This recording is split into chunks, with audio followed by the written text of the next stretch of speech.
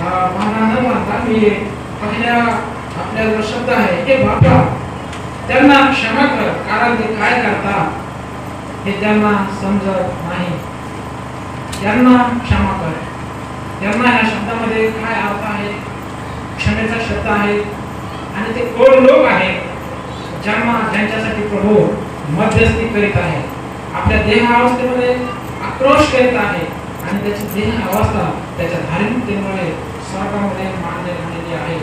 त्यामुळे हे शब्द घेऊन येत आहे आपल्यामध्ये, आपल्या मंडळीमध्येच आपल्या सर्वांची परिचित असलेली प्रतीक्षा दानियल वाकरे.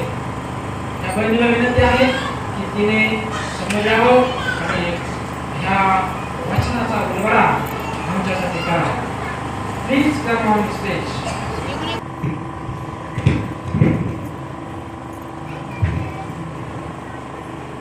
ख्रिस्तात सर्वांना सलाम. आपण प्रार्थना करूया. हे परमेश्वरा, माझ्या जिभेला तू स्पर्श कर व आमच्या सर्वांच्या अंतःकरणाचा ताबा तुझ्या हातामध्ये घे. आमेन. ख्रिस्तात माझ्या प्रिय बंधू भगिनींनो, 2025 वर्षापूर्वी वधस्तंभावर असताना प्रभू येशूने 7 महान उद्गार उच्चारले. त्यापैकी पहिला उद्गार, हे बापा त्यांना क्षमा कर, कारण ते काय करतात त्यांना समजत नाही. प्रियांनो, या लखलखत्या प्रखर उन्हामध्ये परमेश्वराचे अंतःकरण आपणास दिसून येते. लूक शुभवर्तमानाचा 23वा अध्याय आणि 34व वचन, हे बापा त्यांना क्षमा कर, कारण ते काय करतात त्यांना समजत नाही. प्रियांनो, क्षमेचा अर्थ म्हणजे प्रेम. क्षमा करणे म्हणजे स्वतःला मुक्त करणे. क्षमा करणे म्हणजे देवाच्या इच्छेनुसार वागणे. क्षमा करणे म्हणजे भूतकाळाला हरवणे. आणि प्रियांनो, क्षमा करणे म्हणजे भविष्यासाठी आशा ठेवणे. प्रियांनो, लूक शुभवर्तमानाचा 6वा अध्याय आणि 37 वचन आपणास सांगते की क्षमा करा म्हणजे तुम्हाला क्षमा केली जाईल. प्रियांनो, क्षमा हा शब्द पवित्र बायबलमध्ये 127 वेळेस आलेला आहे. प्रियांनो, क्षमा हा शब्द 127 वेळेस आलेला आहे. हे बापा म्हणजे परमेश्वराने आपल्या बापाजवळ आपल्यासाठी मध्यस्थी केली. परमेश्वराचा एवढा छळ झाला तरी त्याने आपल्या पित्याजवळ आपल्यासाठी क्षमेची याचना केली. प्रियांनो, कधी कधी आपल्याला लोकांना क्षमा करायला अवघड वाटते, म्हणजे कठीण वाटते. कधी कधी कुणी आपलं मन दुखवतं, तर कधी कुणी आपल्या विरुद्ध बोलतो, तेव्हा त्या माणसाला क्षमा करायला आपण तयार नसतो प्रियांनो. परंतु प्रियांनो, परमेश्वराची ही प्रार्थना ऐका, हे बापा त्यांना क्षमा कर, कारण ते काय करतात त्यांना समजत नाही.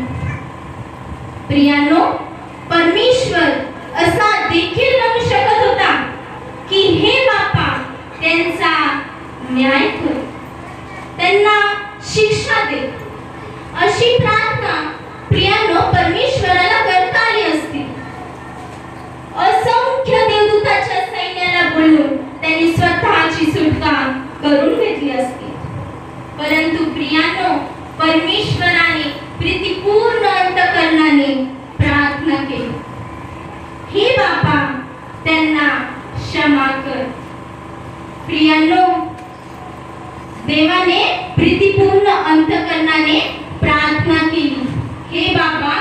त्यांना क्षमा कर.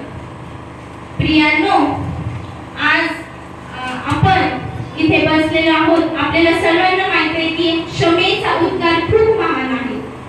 प्रियांनो, तसेच लूक शुभवर्तमान ह्याचा 5वा अध्याय 20वे वचन आपल्याला सांगते की परमेश्वराने पक्षपाती मनुष्याला म्हणाले, तुझ्या पापाची क्षमा झालेली आहे, शांतीने घरी जा. तसेच त्याच्याकडे आलेल्या बेविचारी स्त्रीला तो म्हणतो, तुझ्या पापाची क्षमा झाली आहे, शांतीने घरी जा. प्रियांनो, क्षमा हेच वधस्तंभाचे सार आहे. आणि प्रियांनो, हेच वधस्तंभाचे सार आहे. आणि प्रियांनो, अर्थात क्षमा ही काही तेवढी स्वस्त नाही बरं का. ती फार महाग आहे. त्यासाठी आपल्या परम पवित्र येशूला त्याचा प्राण द्यावा लागला. तसेच प्रियांनो, लूक शुभवर्तमान ह्याचा 11वा अध्याय आणि 15 ते 32 वचनामध्ये आपल्याला पाहण्यास मिळते की उधळ्या पुत्राने जशी आपल्या पित्याजवळ त्याच्या पापाचा पश्चाताप करून क्षमेची याचना केली, तसेच त्याच्या पित्यानेही त्याला प्रीतीपूर्ण अंतःकरणाने क्षमा केली. तसेच प्रियांनो, आपला प्रभू देखील आपल्यावर प्रेम करतो आणि आपल्याला क्षमा करायला तो नेहमी तयार असतो.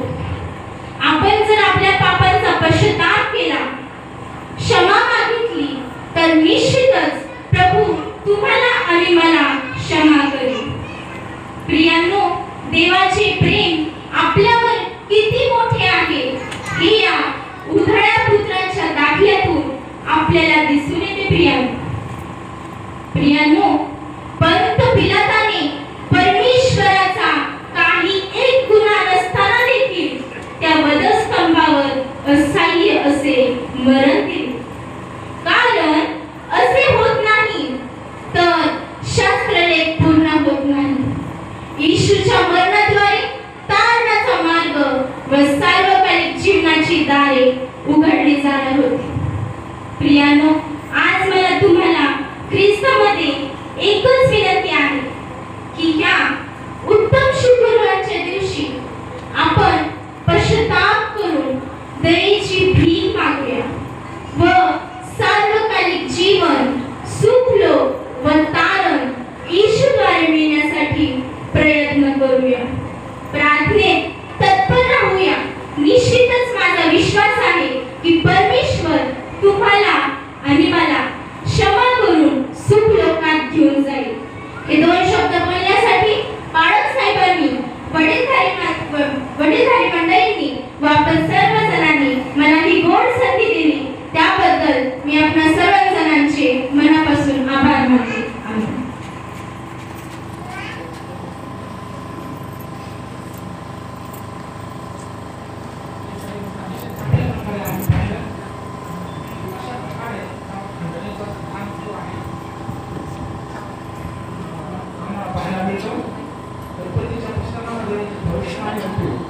येशू ख्रिस्ताच्या जन्माच्या अगोदर 4000 वर्षापूर्वी एदेन बागेमध्ये